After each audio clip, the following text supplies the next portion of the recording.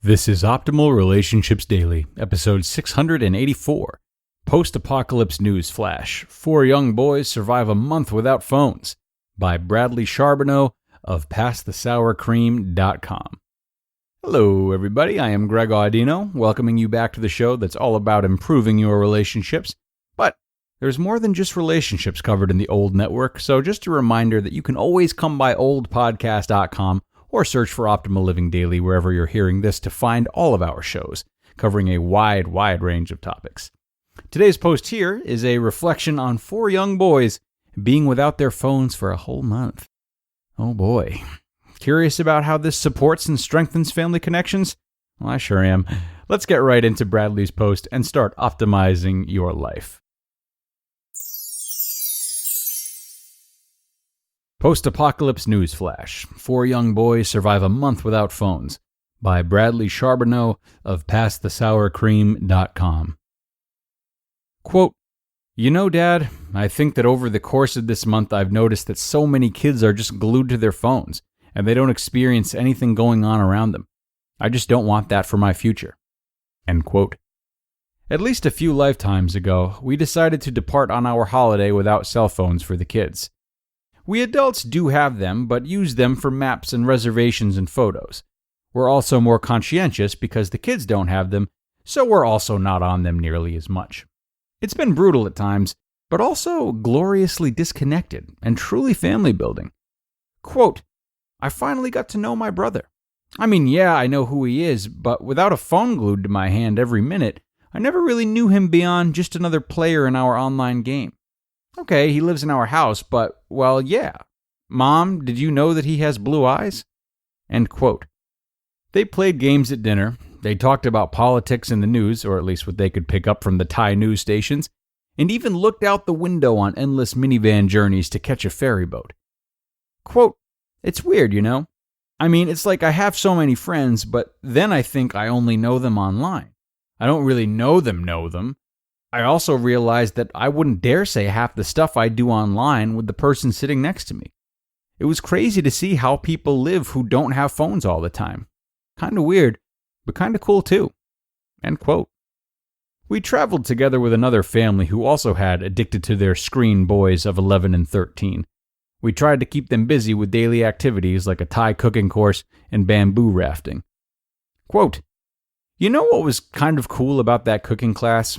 I didn't take a photo of every dish that I made and share it on Insta. I had to use my memory instead of the camera on my phone. So maybe I'll remember it better now. That was kind of weird if I have to be honest about it." End quote. They were allowed to read books on their Kindles, and they all have Kindles. They read lots of books. They read on trains, on buses, while waiting in line for a ticket, or even sometimes walking through a town. Quote, "I saw the movie of the book I'm reading, but in the book, I really got to know the characters. I mean, I really got into it, you know? Also, without my phone nearby all the time, I was able to focus for longer periods of time. When we get home, I think we should have a limit on screen time per day. I have to admit that I was pretty addicted to my screen and probably looked at it 329 times per day. But if we have limits on time when we're on them, and then times when we're all off, it'll probably be better for our whole family." End quote.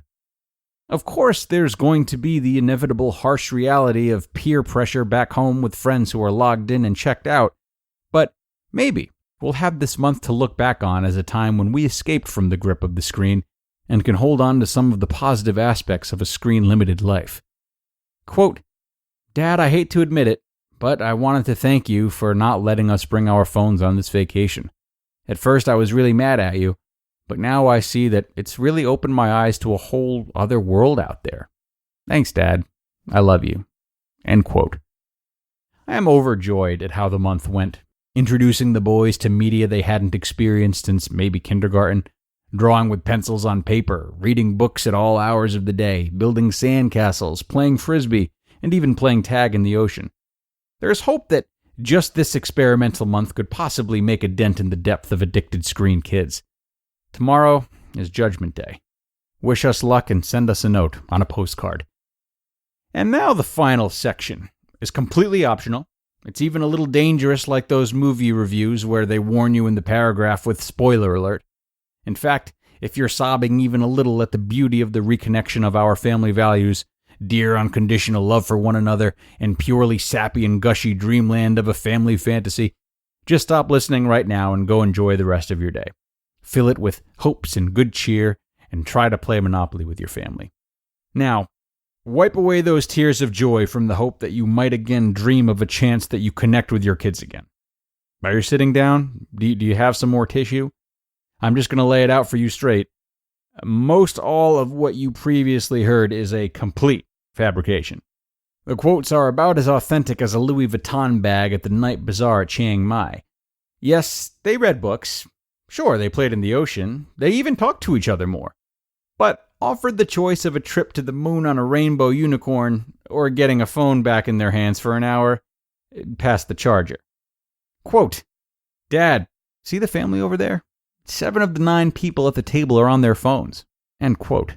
By an 11-year-old phoneless boy. This one is real. It did open their eyes to a screen-free world, even though they would, with all of their heart, rather be back in the screen world. Full disclosure, the month actually went well, really well. My mom reminds me that I played the Atari 2600 until my fingers were sore. We as parents have to choose our battles, but win the war. If my 13-year-old son picked up the tiniest of new habits in the past month, it was a win for us all. I'm also pretty sure that if you asked my son what color his brother's eyes are, he would have no idea. But hey, he's a boy. He's 13, and that's his brother we're talking about. You just listened to the post titled, Post-Apocalypse Newsflash, 4 Young Boys Survive a Month Without Phones, by Bradley Charbonneau of PastTheSourCream.com. Quick question, everybody. Are your relationships your greatest source of joy or your biggest source of frustration? Wouldn't it be nice to have a life characterized by warm, happy, and healthy relationships?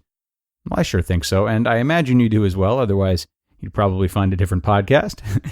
If you've been thinking about seeking relationship counsel from a professional, BetterHelp Online Counseling offers you a convenient and safe online setting to do just that. Their licensed counselors specialize in areas like anger, relationships, family conflicts, grief, and more. Whatever you share during your session remains completely confidential, of course. Speaking of the sessions, you can schedule yours at a time that works for you and in a style that you like. And if you're unhappy with your counselor, you can request a new counselor without being charged extra. You might even qualify for financial aid. And even if you don't, best of all, it's a truly affordable option. Optimal Relationships Daily listeners get 10% off their first month with discount code ORD. So why not get started today? Go to betterhelp.com/ORD. Simply fill out a questionnaire to help them assess your needs and get matched with a counselor you'll love. That's betterhelp.com/ORD. Oh, Bradley, always with the humor. Another fun and informative post from him.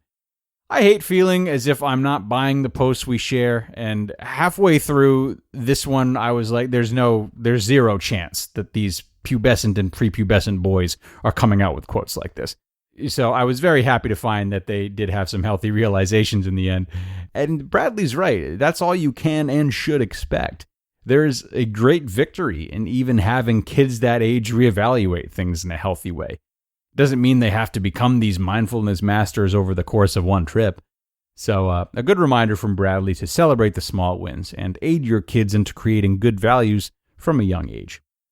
That's it for the Thursday edition, though, folks. Thank you so much for coming. I will see you tomorrow with a post on motherhood, where your optimal life awaits.